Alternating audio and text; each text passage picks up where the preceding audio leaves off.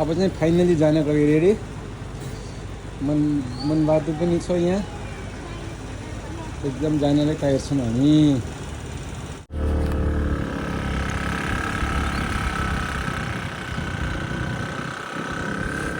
हामी पिकनिक जाँदा जाँदै स्टिल ट्याङ्कीतिर चाहिँ घुम्न आएको।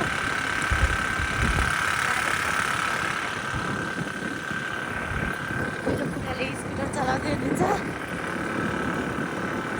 स्टिल ट्याङ्कीको नजारा यस्तो छ साथीहरू।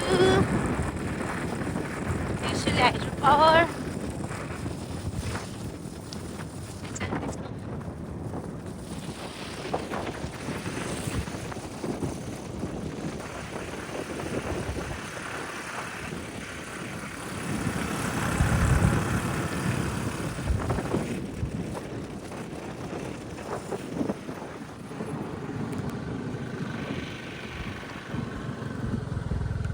स्कुटी पार्किङ गर्दै हामी एकछिन यो हाइड्रो पावर ड्यामको अवलोकन गर्दैछौँ। यो त्रिशुली हाइड्रो पावर नेपालको एकदम हाइड्रो पावरहरूमध्ये ठुलो हाइड्रो पावरमा आउँछ, जो चाहिँ इन्डियाको सहयोगले बनेको हाइड्रो पावर हो। यहाँ विशाल ड्याम बनाएर पानी अगाडि लगेको छ।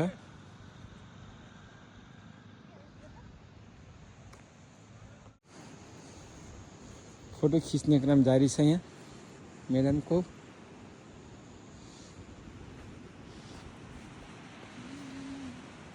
दाहिने बायाँको दृश्यहरू पनि पुरा बादल लागेको अवस्था।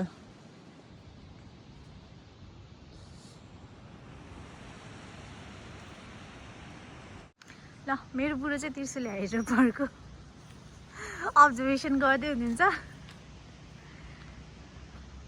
हामी चाहिँ त्रिशुली हाइड्रो पावरमा अहिले चाहिँ पिकनिक खान आएको वास्तवमा चाहिँ, तर पिकनिक अलि रेडी नभइसकेर चाहिँ हाइड्रो पावर घुम्दैछौँ साथीहरू।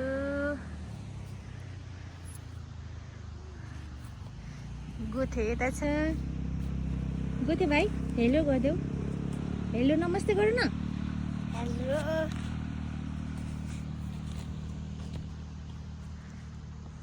त्रिशुली हाइड्रो पावरको ड्याम।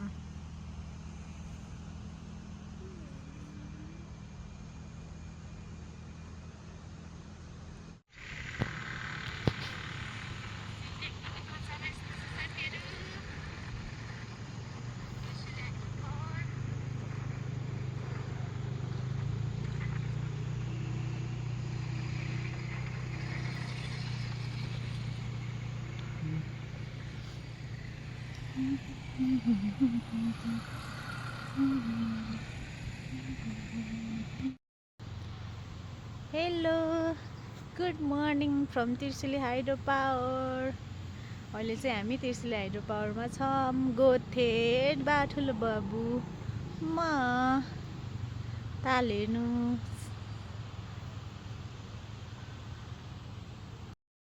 अब चाहिँ हामी हिँडेको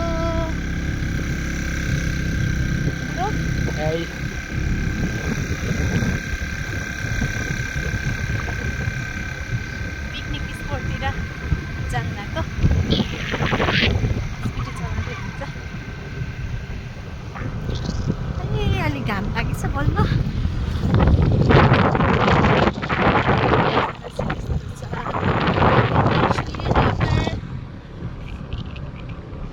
अनि हामी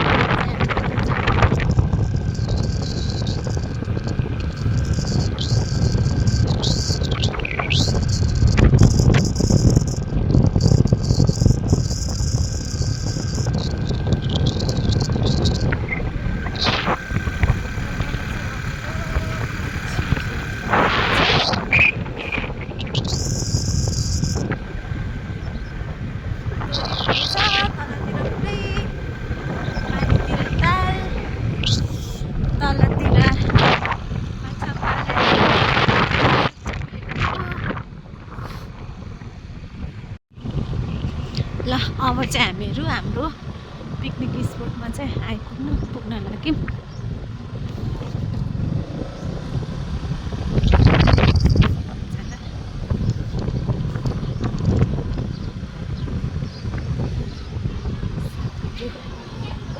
उताबाट होला बुढो। ल हाम्रो पिकनिक स्पोट आइसक्यो, बिजुरा पार्कमा छ आज। लाउरी दाइहरूले पिकनिक दिनुभएको हामीलाई। यो पार्कमा चाहिँ हो पिकनिक सुरु भइसकेको छैन रहेछ अहिलेसम्म।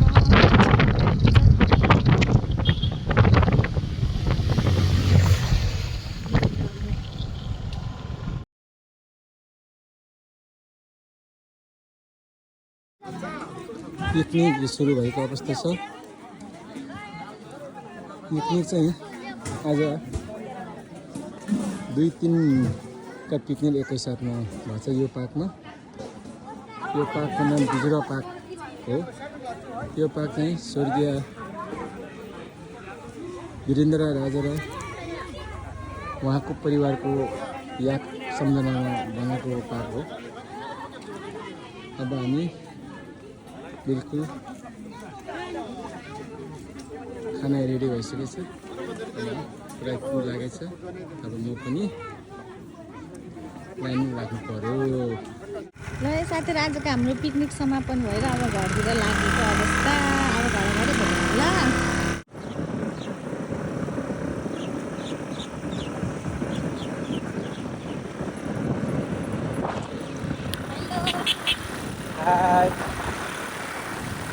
ल हामी पिकनिक सकेर घर जाने होला।